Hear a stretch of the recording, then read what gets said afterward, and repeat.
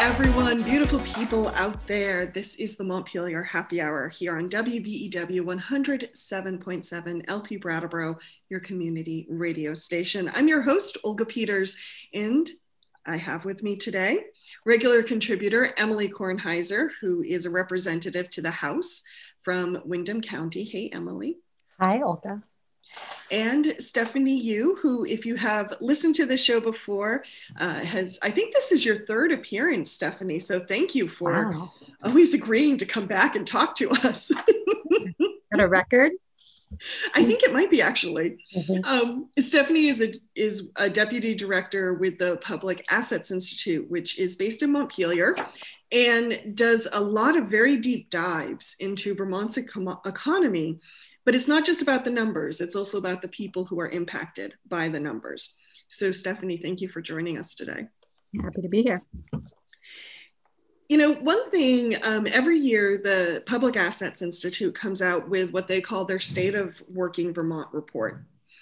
And this year, one piece of the report that stood out to me, and it's something Emily and I have talked about on the show quite often since this pandemic has started, is just comparing the economic impact of the pandemic with the economic impact of the Great Recession, and how so many people who were hit very hard economically by the Great Recession were still recovering and then got just absolutely bowled over by the pandemic. And I know the pandemic has knocked a lot of numbers out of whack, but what are themes that you saw going into the pandemic that we want to make sure are not here when the pandemic is over?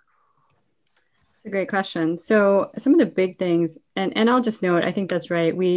Normally this report is sort of a look back, and it's census data from the year before, so for 2019, but because it was just 2020 was just such an extraordinary year, we did try to get more recent information.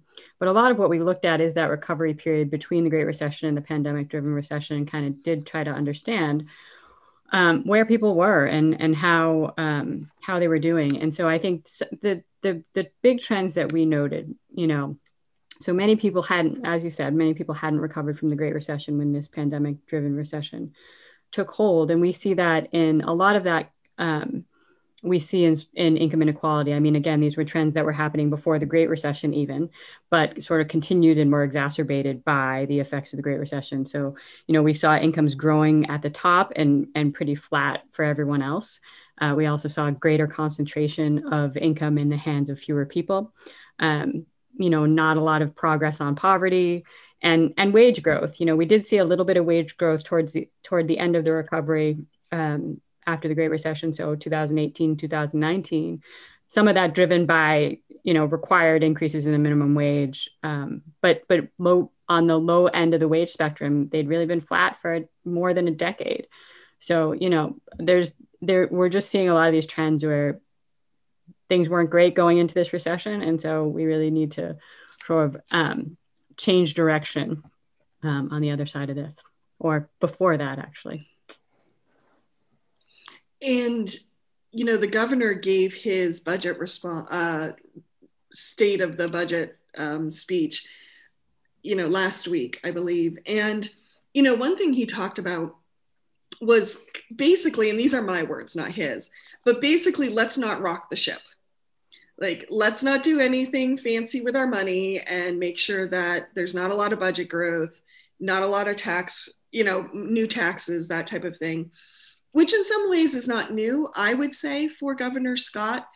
But how do you feel, Stephanie, from your perspective on the Public Assets Institute, is this a time to, play it safe and cautious with our money, or do we need to really try to make some investments and plug some holes? Well, I think Governor Scott had a number of things right. And I would say that, first of all, Governor Scott acknowledged that there were many Vermonters' needs going unmet before the pandemic. And he certainly acknowledged that. But I think to put that message side by side with this message of, but we've managed to rein in budget growth, maybe doesn't quite make sense for a lot of people. I think the way that we should be thinking about this, and I think, to the governor's credit, he did talk about some of this federal aid money as how can we use it to make long-term investments that aren't just one-time sort of, band-aids, but could actually have a long-term difference. We don't always agree on how you go about that, but I think that's the right idea. But the way we're thinking about, there is a lot of federal aid coming into Vermont as a result of the pandemic. But from our perspective, it really buys us breathing room, right? Mm-hmm. It gives us a chance to put in place the structures that we need to make it permanent, that we can take care of each other when we need to be taken care of. So, I look at something like universal school meals, for example, which is essentially paid for throughout this pandemic. But how do we make sure that we can make that permanent? And I think the reality is that maybe unlike the governor's message where we would differ, is that we would say that Vermont can do it with or without the federal aid, that we have the capacity, we have the ability, and we should have the commitment to make sure that we're taking care of people's needs, before, during, after this crisis. I think there are some places I think the governor talked a lot about using this one-time money to shore up things. But when you look at the numbers that are proposed, a lot of the money was used to put a Band-Aid on problems that predated the pandemic and are going to exist after the pandemic and just are going to hide the problem during the pandemic. So there are a lot of very sort of slightly boring example, I guess, is that there's a bunch of departments in state government that are essentially funded through fees. And the governor has not put forward a fee bill in a long time. Usually there's one every 2 years. And so those departments are running at a deficit, and he's using one-time money to fill that hole rather than seeing what needs to change structurally. I don't know if we need to raise the fees. I think the whole idea that we have all of these different funds and all these different departments that are supposed to have a perfect return on investment in the middle of government makes no sense at all. But that's a separate story. And he's putting off that conversation about whether fees are even the right message or if fees need to rise, so that using that as a patch. There are other places that we could use this one-time money to really help ease pretty profound transitions. So one of the things that kept us from family medical leave and universal family medical leave insurance was the significant startup costs while the ongoing money was coming into, while we were waiting for the sort of ongoing money to come into the fund. This one-time money is a great way to sort of set up a program like that. A lot of the healthcare, if we were going to move to universal healthcare, the startup costs for that are significant. So there are a lot of ways that we could do that. We also could put in place these programs like school meals that we know we're going to need to increase revenue to cover in the long term, but we could use it as sort of a stepped approach to ease in those tax increases over time because we have some money to put up to it. So really ease the transition. Changing the student weights. We could use this one-time money as a way of easing the transition into that so that towns who are going to see a big difference could take their time getting to that difference. So there are a lot of structural things that we could do with this. And I think the only two that I'm aware of that were in the governor's budget are increased investments in VHCB, which is great, which means, building permanent housing for folks that are living in motels for the most part. And investing in infrastructure, which IT infrastructure, which is super unsexy. And I'm so incredibly excited that that is in the budget. We've talked about that so much. You think it's so funny that I even use the word sexy to talk about IT infrastructure. But I think that's a really, the Department of Labor for starters, but childcare financial assistance, IT infrastructure is a mess. The Department of Children and Families, we can't even get race and gender data out of it because it's DOS-based still. So that one's those are some good long-term investments, I think. Would make a big difference, absolutely. Mm-hmm. So I know the Public Assets Institute, Stephanie, has talked about some changes the state could make independent of COVID, such as shifting how it raises revenue for education spending. What are some other things that the state could shift and probably get some good, make some good changes with those? Well, so I think there's a couple of different things to look at. I think what Emily was saying was right in terms of there's a lot of ways to use sort of this current money from the feds to kind of bridge to a more permanent system to be able to do some of these things more. So, but I think generally the right answer in terms of thinking about revenue is, that we should always keep working to make the revenue system more progressive, and that's part of what this recommendation for income-based school taxes, that's a big part of what it does. Right now, essentially, there's a break on the high income end for folks who are paying based on property value. And by putting in place an income-based system, that sort of just keeps everybody on the same playing field. So that would make a big difference. But I think, generally speaking, I think that was sort of a theme of the Tax Structure Commission recommendations that, we need a progressive system that it's not enough to say that we're not regressive, that we really need to be working toward a more progressive system. And again, when we see this sort of trend of income inequality, it really makes sense from the perspective of going where the money is. I would love if you are able to tell us a little bit about this trend for income inequality in Vermont, because I know it is something that we have been watching on the national stage and has been very core to a lot of conversations. But I'm wondering how it has played out in Vermont and how it's kind of playing out now. So, this is one of those things where we see the same trend in Vermont that we see at the national level in terms of a higher concentration of income being in the hands of fewer.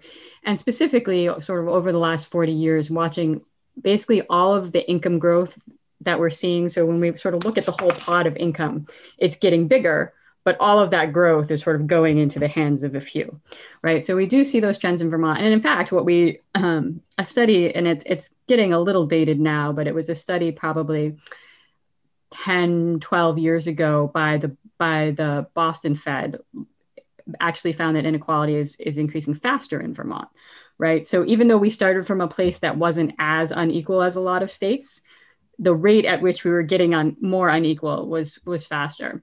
But, and so if you're, if people can see the State of Working Vermont report, we do have sort of a current chart in there looking at essentially 50% of income in the hands of the top 20% of Vermonters. So that's those are Vermont specific numbers. And again, that's a shift, right? So that's increased by quite a bit over the last 40 years. So, so we do see these trends here as well. Thank you. Emily, what's your response to that? Because, we had inequality, especially going into the pandemic, that mirrored the rest of the country, gender, race, low income levels, but that inequality is speeding up in Vermont or moving faster than the rest of the country. That's concerning. That's not nothing. I mean, and when we talk about, we've talked so much about the pandemic and how differently it's impacted different populations, right? And folks who lost their jobs and or had to stay at work under really tough circumstances versus folks who worked from home and with very stable salaried positions and are spending less money, and the stock market, and all of those things that the actual experience of the pandemic, the lived experience, not just the bank account experience of the pandemic, has been a huge divide, and that continues to grow. And as we, look at what a progressive taxation system looks like, it becomes a very difficult conversation because Vermont's tax system is more progressive than almost anywhere else in the country. But that doesn't mean, and I think Deb actually said this last week when we were talking about the Tax Structure Commission, that we have to work harder and harder and harder and get a more and more and more progressive tax system if we are going to close a greater and greater divide. Right. And our reliance on the service industry, greatly exacerbated by the pandemic, income inequality. We have the highest rate of women collecting unemployment right now in the country. Wow. We should not, that it was sort of a statistical blip, and people seem very excited on Twitter for a day, and now it seems like no one's talking about it anymore. And that's huge. terrifying, and the long-term impacts of women leaving the workforce for even a short period of time, they carry with them into retirement. Yeah. So even if we fix what happened during this epic 9-month period tomorrow, we're still going to be carrying it in sacks on our back for decades, unless we are proactively seeking to remedy the problem or repair the problem, which I haven't seen conversations about.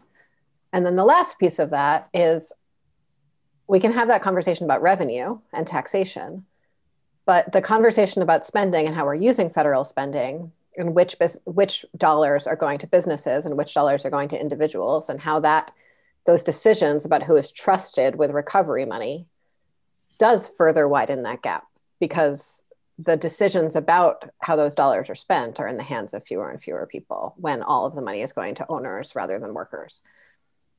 So I think there's some really tough decisions ahead if we're going to start closing that gap in Vermont. And I would just add, if I could, I mean, I do think one of the conversations and one of the sort of public understanding that has come out of the pandemic is just how much it costs for a family to live, right? So a lot of that, the flurry of conversation around the supplemental $600 for unemployment. And then what we're really seeing is that money, people were spending that money on necessities, right? Yeah. Like, it was not a luxury. It was. And so what does that say if in fact, with that $600, they were getting more than they would get for their job? The problem is not the $600. The problem is the wage. Mm-hmm. So, I think that this has really called attention to the fact that our idea of what's realistic for people to live on is just way off. I think that's one piece. I think the other piece gets to this sort of this gender imbalance that we're seeing, which is how important caregiving is in our economy and how ignored and invisible both elder, kids, all of it. And the fact is how much work it is, how critical it is, and how, like I say, how undervalued from the perspective of there's a lot of unpaid caregiving, but also from the perspective of, we saw the childcare system. I mean, we've known that the childcare system financially was just, it wasn't working, right? The financial structure was just unsustainable. But we really recognize not just that it's not fair to the people working in that industry or to the parents, but also, that we really can't function without a solid childcare system. I mean, we see what happens when schools are shut and childcares are shut. That's really a critical piece of our communities. Well said. Thank you. Emily, as listeners may know, you serve on the Ways and Means Committee for the House. And you talked about how we can better spend the money so that it flows to different places. Mm-hmm. Can you share any thoughts on that? Like, I know you don't have complete control, but where would you start if you could? Yeah. And on the Ways and Means Committee, I have no control over how we spend the money. I just have control over how we collect the money, and a limited amount of that on that. But I think it's really, it's interesting, particularly in this context, where if we look at the conversation around the recent yield bill, where we thought we were going to have a huge deficit, and now we have a pretty significant surplus, and how, as Stephanie said, things are so fluid right now.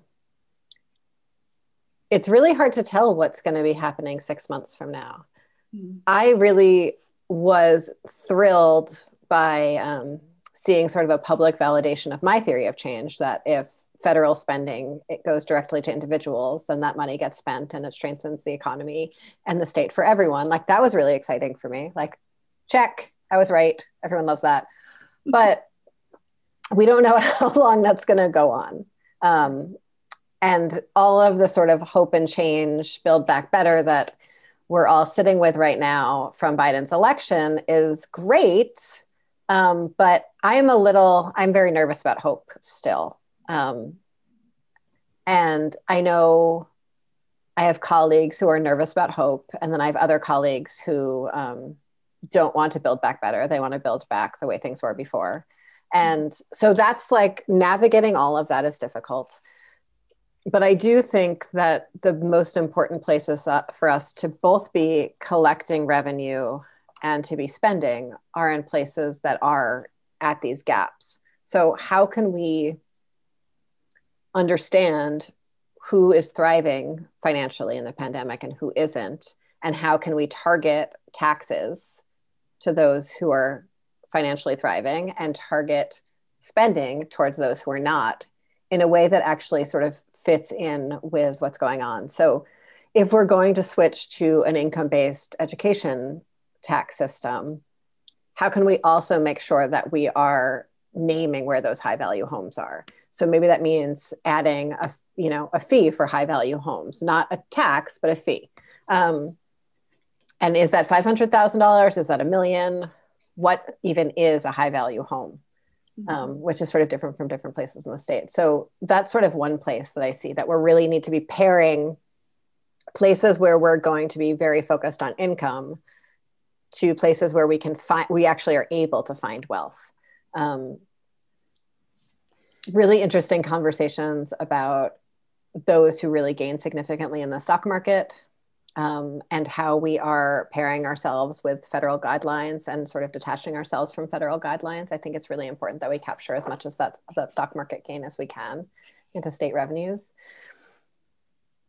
But then I personally get, and then, sorry, the last thing, and I think we talked about this with Deb last week too, is that Vermont's about to have a really significant generational shift. Mm-hmm. And as we have that generational shift, how is wealth going to be passed from one generation to another? And what is the tax that needs to be returned to the state upon that transfer?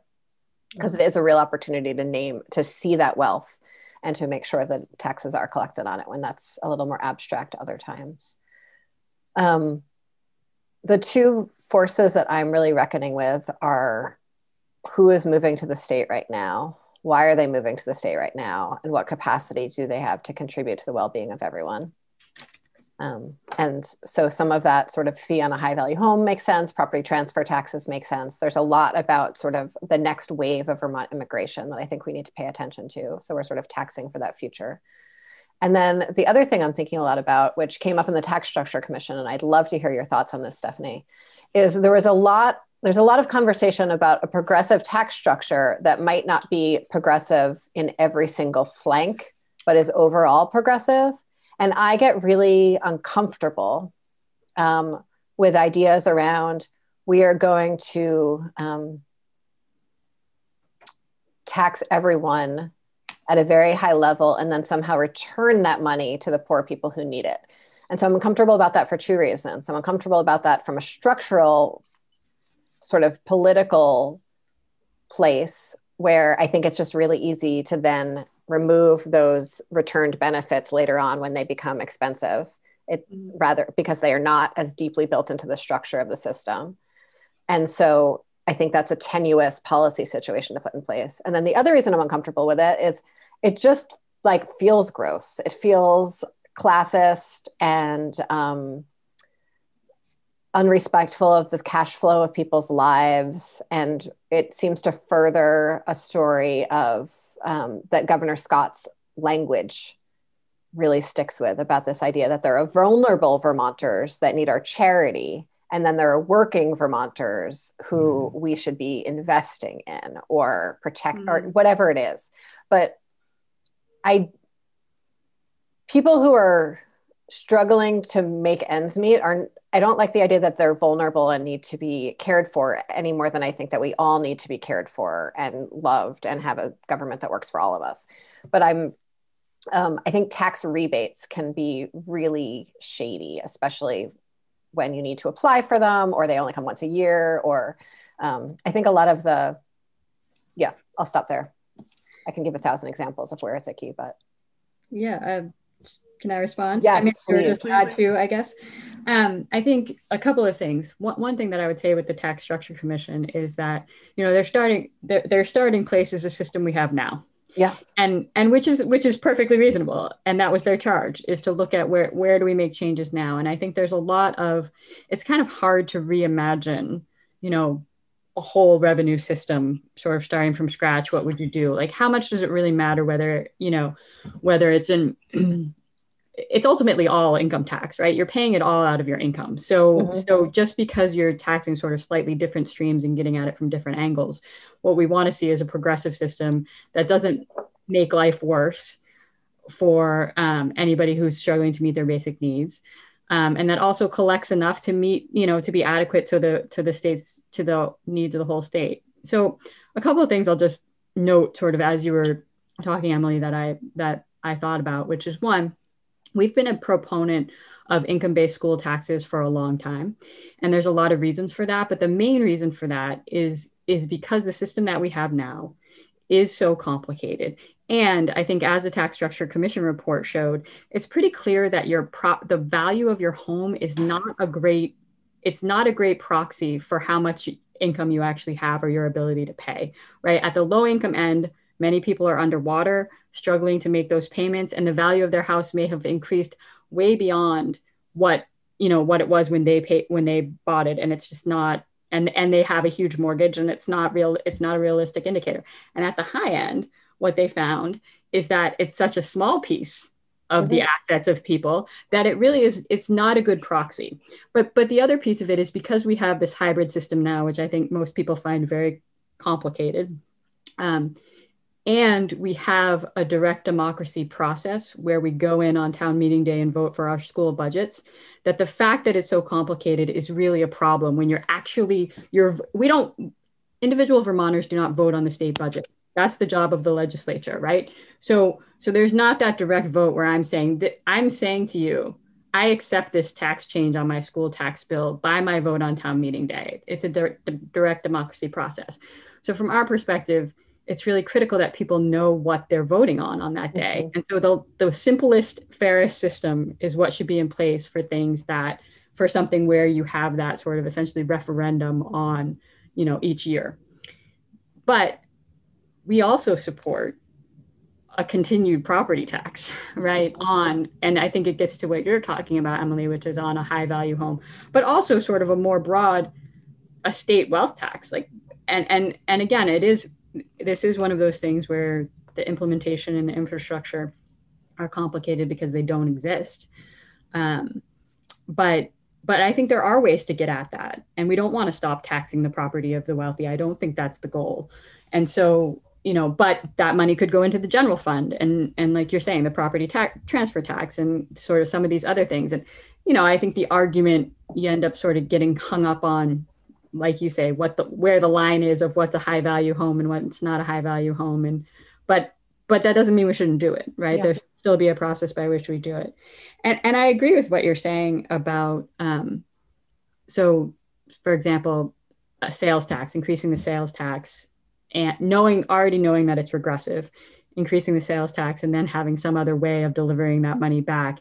It is messy and it is easy to kind of split those. And that's one of the issues with, with the way the education system works now, is when you treat something as a rebate or I'm giving it back to you, it's sort of the largesse of the state, right? As opposed to a built-in part of the system.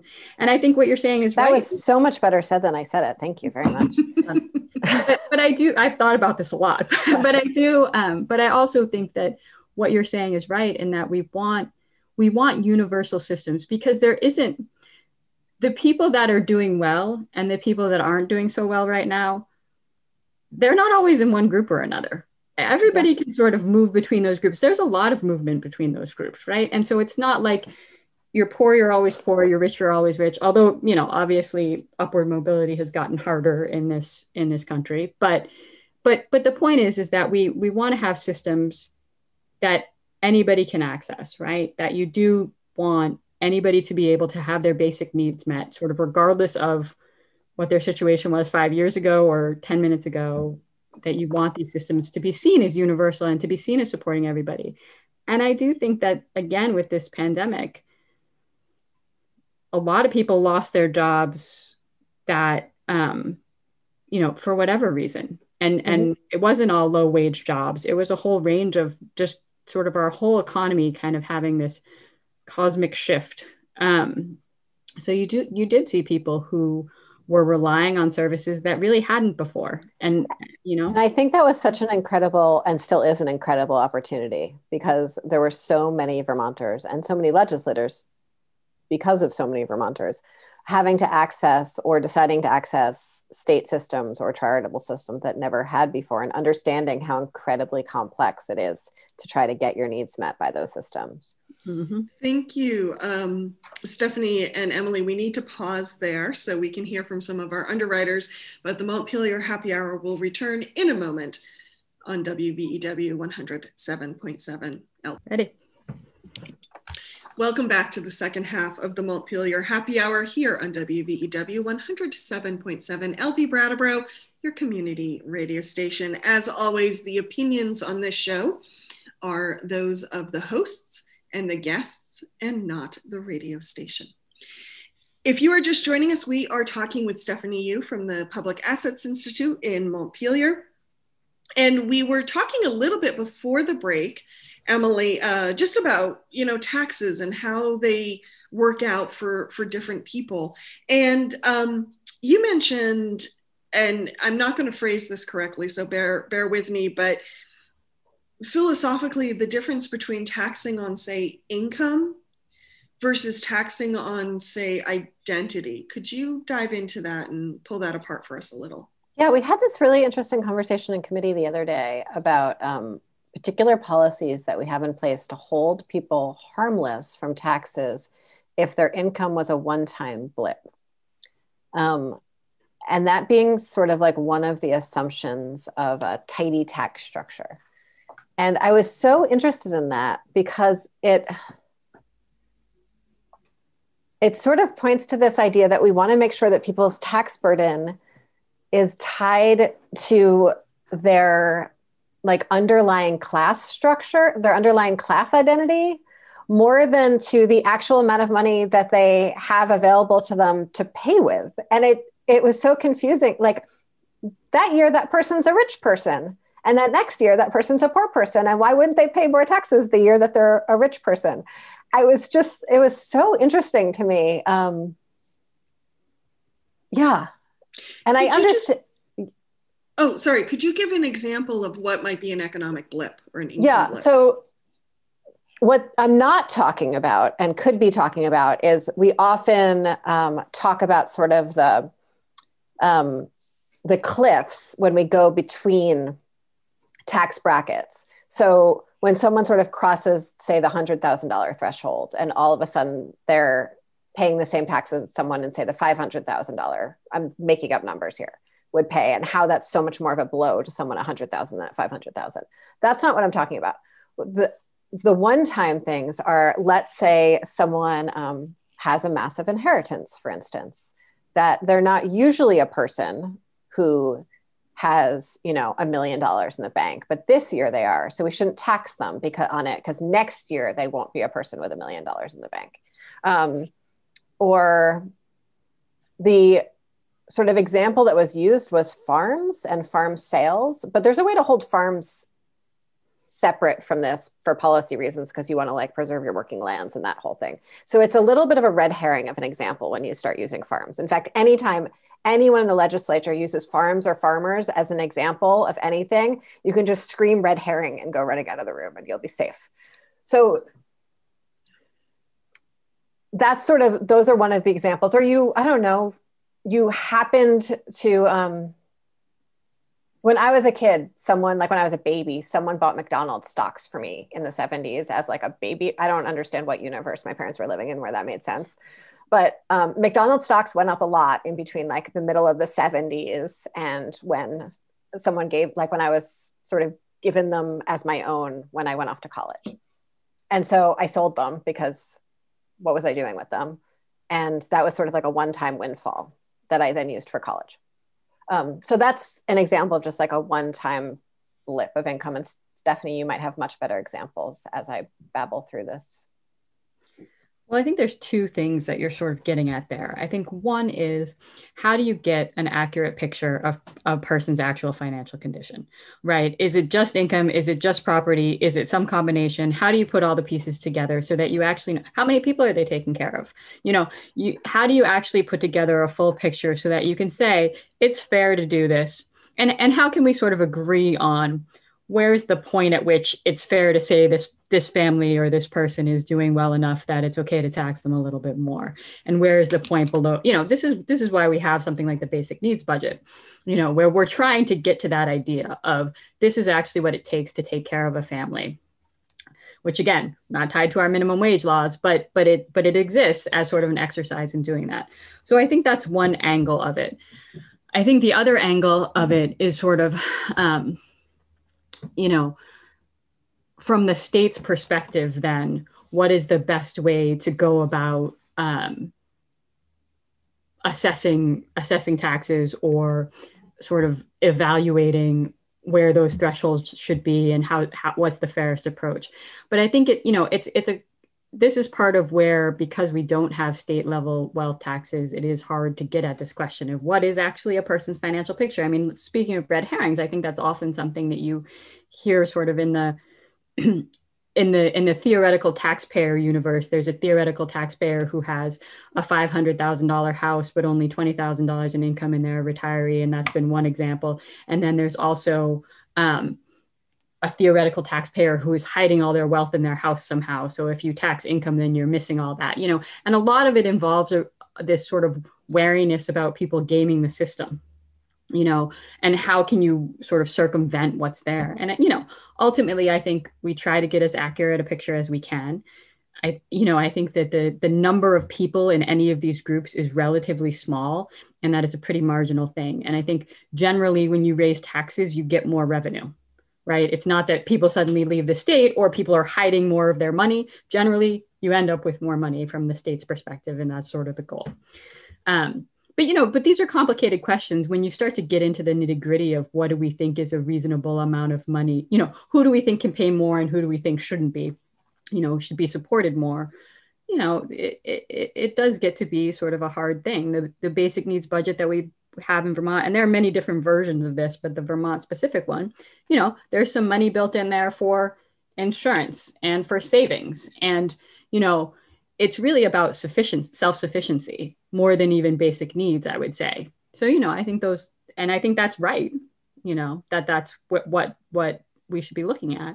But it's not an obvious switch. And the only other thing I would say is that, when we sort of talk about those marginal rates on income, we've had this position of recommending that, so the way that an income tax works, the progressive income tax works that we have in Vermont, right?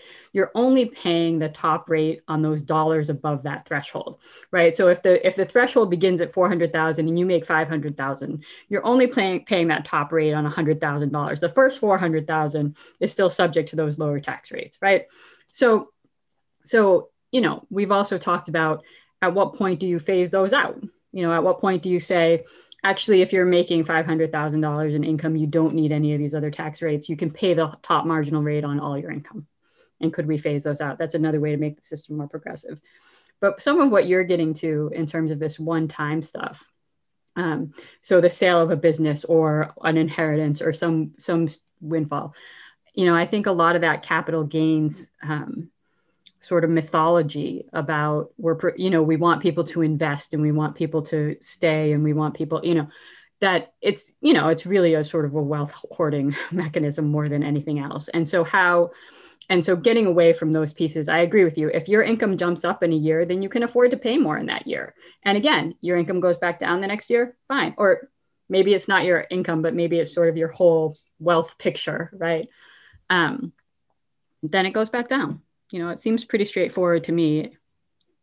I mean, if you pay it one time, it's not that you're obligated to pay it into the future. Your taxes are configured anew every year, even every quarter for some folks.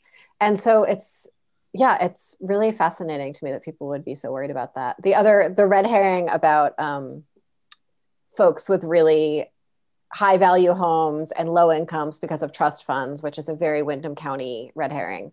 And Deb Brighton last week would like sort of named it the best I've heard anyone say. And she was like, those people are already paying on income because of the system we have. So like that problem is already unsolved. Yeah.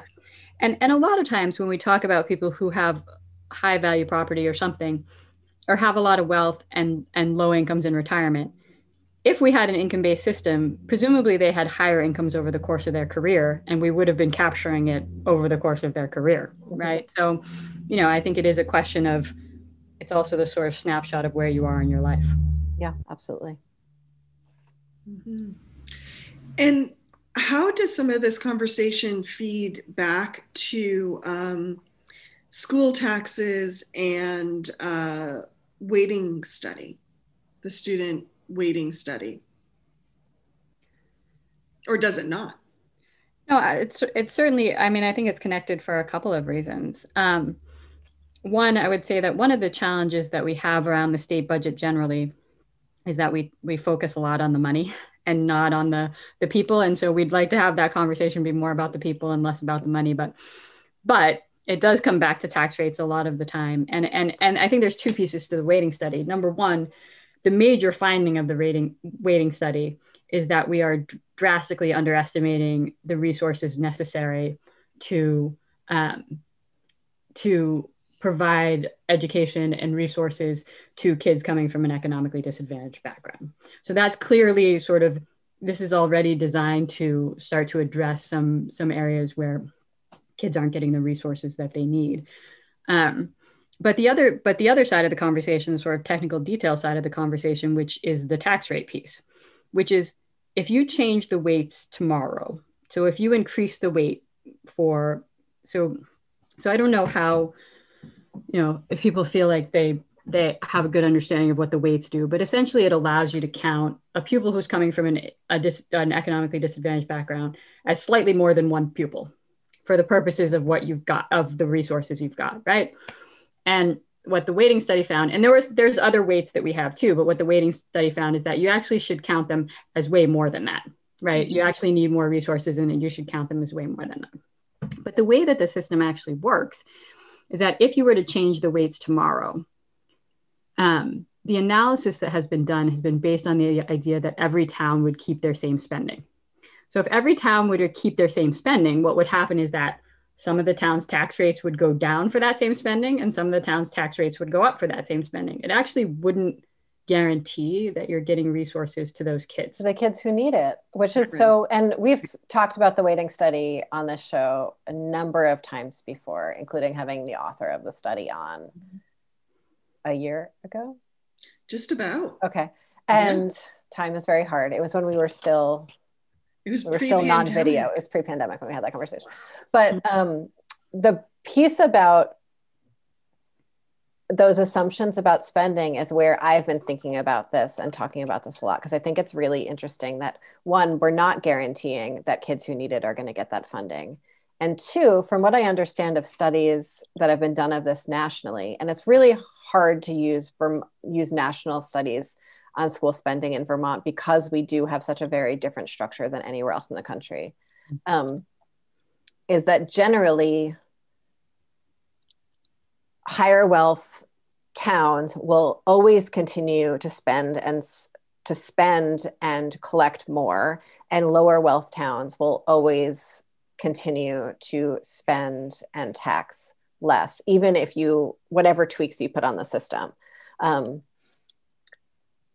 And so given that we're not talking about changing the ability of individual communities to decide on their budgets, but in fact, just talking about the tax burden on those communities based on their budgets, it seems like we'll still be in a situation where a lot of communities, the kids aren't getting the resources that they need, though the tax burden on those communities might go down. And Brattleboro, I think, is a little bit of a different case than some of those towns in that we tend to have fairly high school budgets and tend to pass our school budgets, at least over the last decade. And we have a very high poverty rate in our schools. And so we would do incredibly, both our kids and our tax rates would do very, very well if the weights were implemented. But I don't know if that's necessarily true for most areas of the state. Mm-hmm. Yeah. That's really interesting about Brattleboro, because I think that is kind of an unusual mix, right? Mm-hmm. A willingness to invest and a high concentration of the kids who would need more resources. But, but I do want to just say, we also have another method for getting resources to kids that need them. And one of the ways that we do that is through categorical aid. So yes. Weight and categorical aids are sort of the two categories of things that where the state is kind of taking the statewide look and saying, we're going to try and smooth some of these differences between districts. Weights is one way, and categorical aid is another, but it's very different in that the state is really just, the ed fund is really just picking up the cost of certain services. So transportation, special ed, and then small schools grant is a little one. So there's a real question in terms of, the weights are based on the assumption that for every kid facing these circumstances, you're going to need more resources.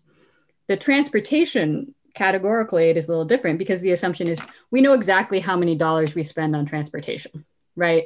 And here's our transportation budget. Here's how much the bus cost. We're going to pick up this cost. Here's the receipt. It's very straightforward. And some of these things are just more complicated, where it's not a kid by kid service. It's not an easily definable cost. And so the answer might be that there's some mix of adjusting the weights and adding categorical aid for certain services that we identify as being more necessary for these communities. English language learners are another way that we weight pupils. And again, those services might be more definable than some of the other services that we provide. And I think there are some definable services connected to low-income kids, having school social workers, a lot more school social workers and school guidance counselors, one very clear one. Sure. But, but those services, all, I think that those are good examples, but they're also, it's not that if you have one more school social worker, that person is only going to see certain kids. Maybe, but they may also be available to all the kids. So, it's sort of this messy, and there should be some flexibility for the schools to figure out what's best for their community. Yes. We have just about 10 minutes left. I want to segue a little bit to you, Stephanie, to talk about our budgeting process as a state. And is it the best process to really get at what the needs are? And are there things you'd like to see different? So I was talking earlier about this fact that our school budgeting process is sort of this direct democracy process. But what that means is that we actually decide how much we need, and then we set the rates to provide what we need with the school budgets, which is sort of the opposite of how the rest of the state budget works, in that for the most part, and Emily mentioned fees too, a lot of these things are sort of fixed. We accept the money that we get as a result of that revenue, and then we force the state budget to fit under whatever that revenue cap is, right? And so I don't know that you could, sort of flip the state budget around to do it that way, but it does feel like there's sort of something to this, at least having a better sense of what the needs are, doing a better needs assessment process each year. So for example, we know that the reach up dollars that we provide are not up to the level that they should be, right? They're based on 2014 basic needs now, which was, I think, or maybe it's 2016, whatever, which was a step up from the 2008 estimate, but they're still not current, right? Like there's a lot of things that aren't current that we know aren't current. And I'll tell you that in 2005, when I was on Reach Up, it is nowhere near enough money for anyone to even come close to meeting their basic needs. It is an absurd program in terms of the level of funding compared to the level of need. And the theory of change that's built into the program about improving people's lives. It's deliberately leaving people in poverty. Yes. And that is the way the program is designed, which doesn't make a whole lot of sense. But I'll tell you, I've worked for a couple of different states, and some of them are better than others, and they're all sort of subject to sort of the political process and all that. But there is a requirement, where I worked in Michigan, there is a requirement that you have to say, here's what I actually need to fully fund this program. And then here's what I have to work with. And here's what I can't do as a result of the number that I have to work with being lower. And, again, sometimes there's sort of political smoothing that goes around what of that information is sort of public or what you say. But there is this necessity, you're forced to actually say, this is what it would take to do the whole thing, to fully, to do all the things that we'd like to be able to do, to not leave people on the wait list, to, and so I think there are some tweaks to the process that could be made. One of the things that we've talked a lot about with the education fund is sort of is having an independent advisory group do the yield, recommend a yield, as opposed to that going through the legislature and having it be subject to a more political process, sort of like the debt affordability committee. Yeah. So I think there are some ways to take some of the political aspects out of some of this conversation and sort of have it be more of an automated process that you're actually assessing, the things that you're not doing, and you're making a choice about those, an informed choice, as opposed to, and that you have sort of the goal. Here's the goal of what this program is supposed to be accomplishing. I really appreciate you bringing this up. One of the very early on in my time in the legislature there, we had a big debate about weatherization funding. And I asked one of the lobbyists walking down the hallway, like, I think the day before the vote, hey, how much do we need to actually weatherize all the houses? And he's like, oh, I don't know. And I was like, you don't know? And he's like, no, I can get the number for you. And he started freaking out. I was like, I'm going to vote for more weatherization funding. I just wonder if eventually you could tell me the answer to that. Because he was about to he was worried that I, needed that number to move forward. But I've still never gotten that number. And when I've done my professional work in government accountability is about is the theory of change in your program wrong? Or are you just running your program wrong? Why is this not working? And there's two such different reasons it could not be working.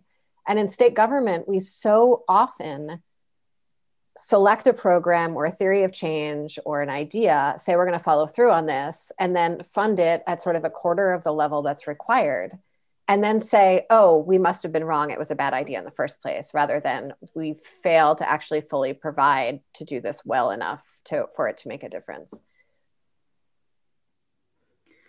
And sometimes I think there's motivation to just spread the money around to say you're doing more things, acknowledging that, but it all does come back to this idea that you're starting with the money that you have, mm-hmm. and not asking the other questions. And my understanding is that we have in statute a requirement to build out a needs-based budget, and we just haven't in a long time, because my guess is that part of it is that it's a huge amount of effort and people felt like we weren't doing anything with it anyway, so why were we bothering? But I think it's really important for Vermonters to see the places where we are sort of fully funding need and the places where we're skimping, so that they can make better decisions. When you first started talking about having, when we were on the break and you sort of brought up talking about this, Stephanie, I thought what you were going to talk about is the public participation process in our budgeting, which also is very interesting to me, right? We have public hearings scheduled for today, I think, actually, on the full budget for the year. And folks can sign up and testify on Zoom for 2 or 3 minutes about what they think the budget for the whole state should look like.